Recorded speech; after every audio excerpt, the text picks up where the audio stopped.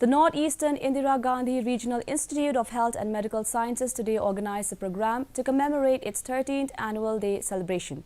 Professor Dr. Balram Bhargava, Head Cardiology Department, AIIMS, New Delhi, graced the occasion as the chief guest.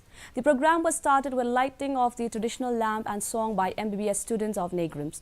The director of Neigrihms also presented a citation to Dr. Bhargava, who played a key role in making of Covaxin in India.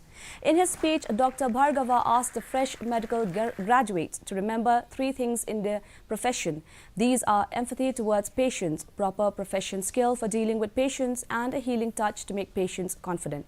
Later on, awards for research papers were handed over to the successful candidates, and also scroll were given away to the successful MBBS and MSc nursing students.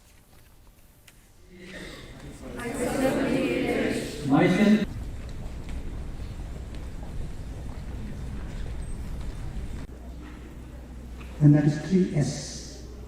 The first one is Samvedya. There has to be empathy.